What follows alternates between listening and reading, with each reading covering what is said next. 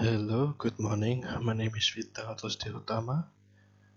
I'm from class 3C English Literature. Today I will be presenting my thing, cultural theory, the production of and reception of culture.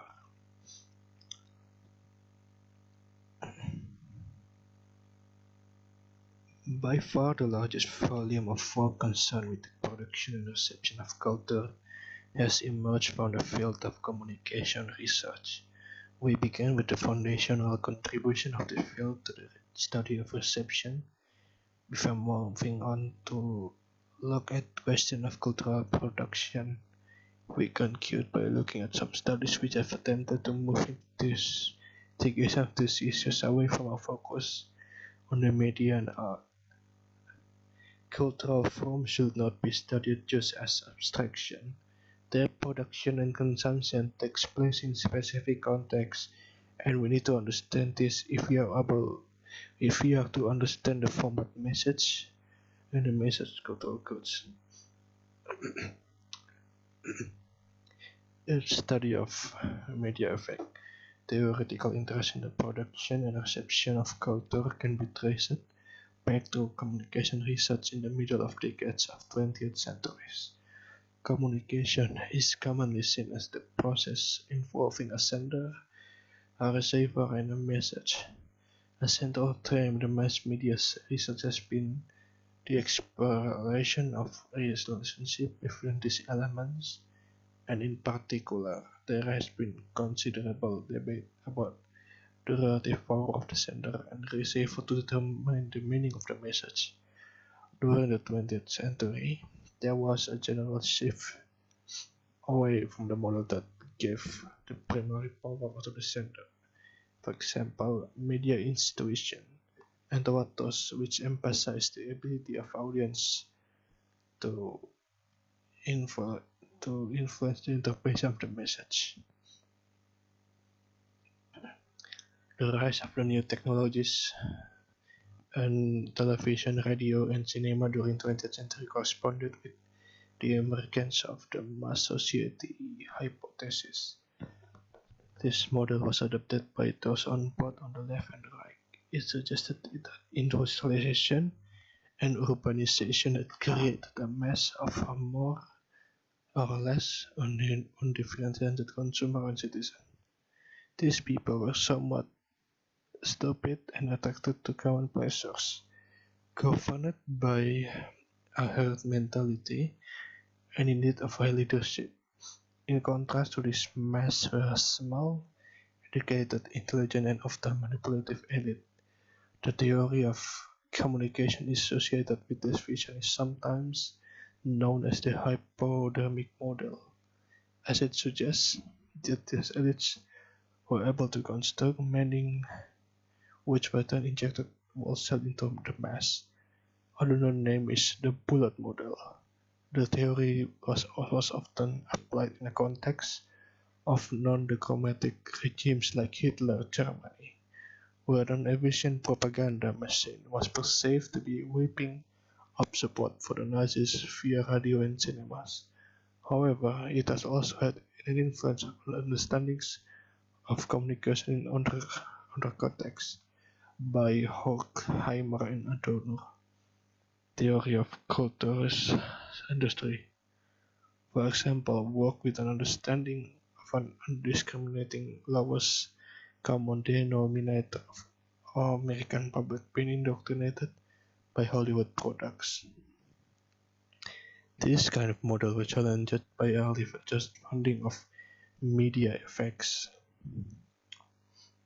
Studies on media effect aim to find out what kinds of impact the media are actually having on the audience.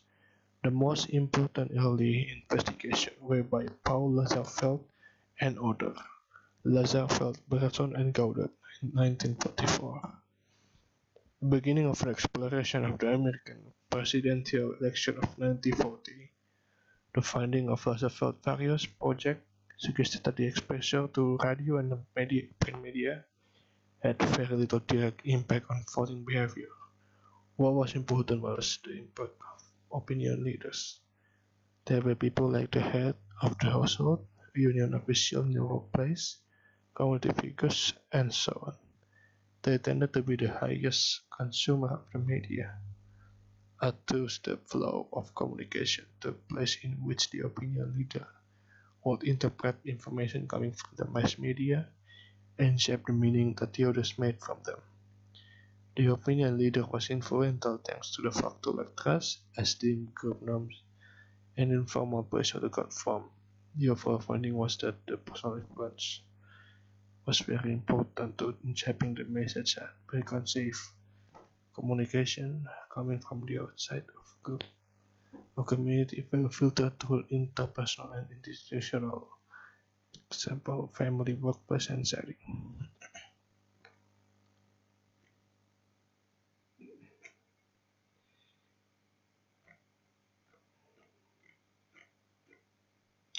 In conclusion, taken as well, the audience ethnographies have shown that viewers have actively read text and adapt them to their own uses and pleasures. These readings are often diverse and may influenced by various factors such as race, gender, class, or life experience, demonstrated that there is no necessary correspondence between the message encoded into the text by the producer and that was read by audience.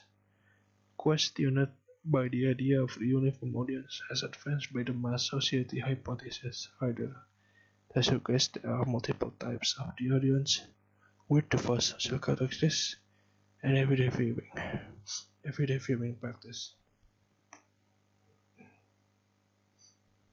Production of culture. Work on the production of culture explores on the cultural and institutional factor that influence the creation of cultural products rather than the ways that they are perceived and interpreted by an audience. As Janet Wolff points out, this broadly sociological perspective contrasts vigorously with the romantic and mystical notion that culture's products are the creation of genius transcending existence, society of time, and arrive thanks to some form of divine inspiration. The aim here is not so much to love ideas about creativity and talent of a god, but rather to show how practical activity and creativity are in mutual relation of interdependence with social structure.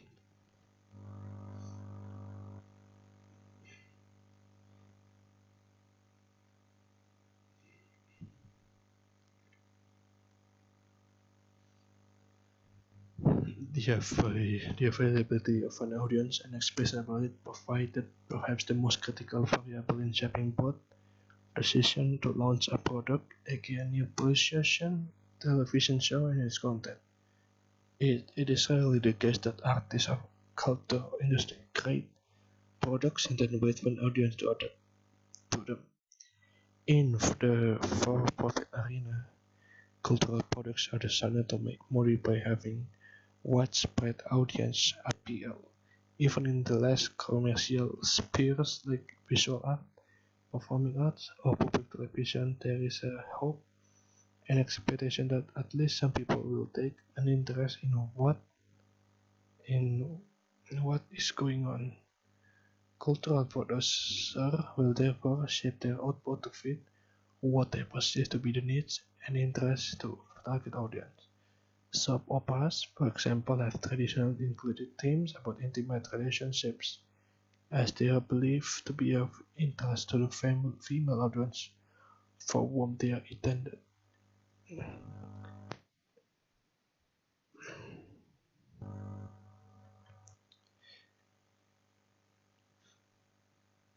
Technologies provide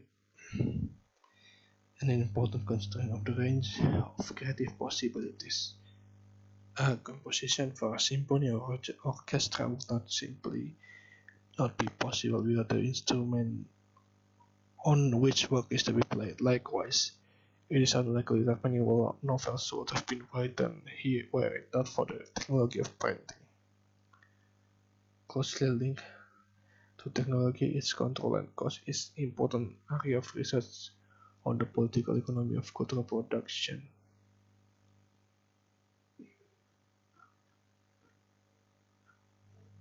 And the evaluation from this are work exploring the production and reception of cultural several positive qualities. This can be summarized as follows. The causal links and processes can be clearly traced to the specific institutions and actors. Rigorous methodologies are often used, especially in comparative audience research.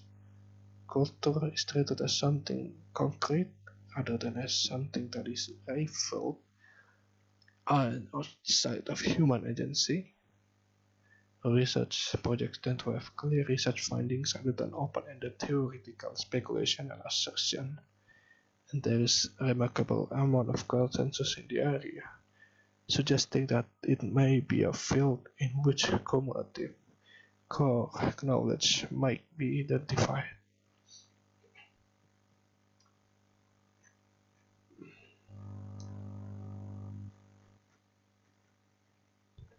Beyond the arts and the media.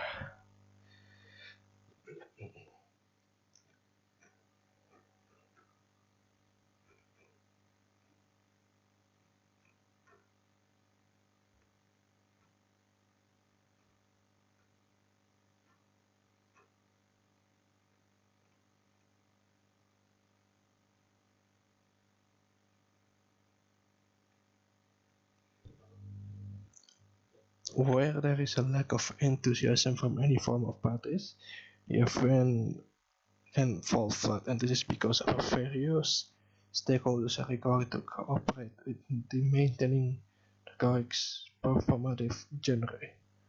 Organizers have to put on an event which is scripted to ceremonially enact core civic values.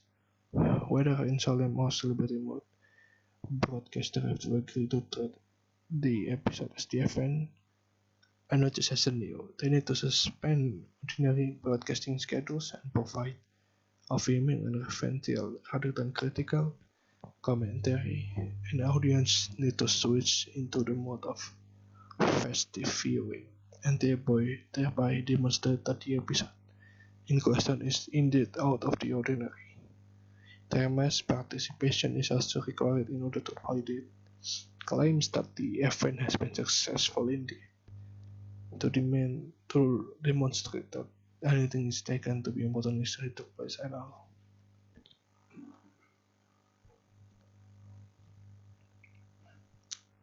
Event are seen as failure or when one or another of these groups fail to play its parts. Broadcaster, for example, may refuse to cover a ceremony that the state has led or else treat it as another news item. Viewer may switch off in droves as another royal wedding takes place or channels surf between the event or their favorite soap opera. Organizers, for their part, might fail to provide a ceremony that lives up to popular expectation, and so on.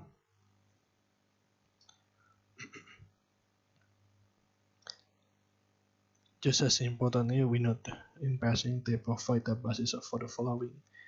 Theories in the autonomy of culture based instinct that such events have to follow a particular genre of skill. All media events conform to one of the three narrative structures: contest, concourse, and coronation.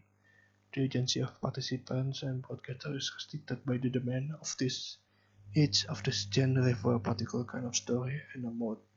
To broadcast a coronation as a contest would simply not make sense. Audience, meanwhile, depend upon those genres to guide the running and celebration of the civic occasion.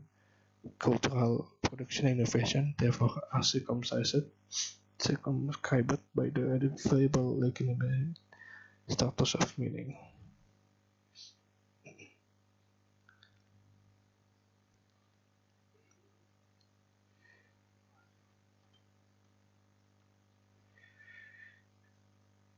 Aware of the danger of social structural reductionism that can come from relentlessly invoking such better.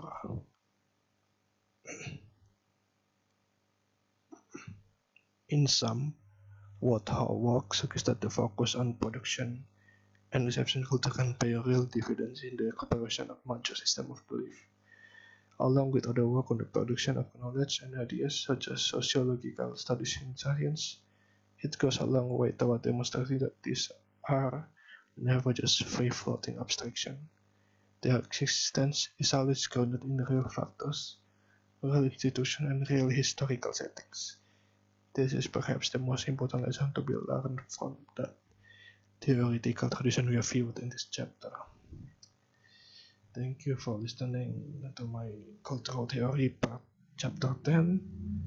Chapter 10, the production and reception of the culture. Thank you for listening. I'll see you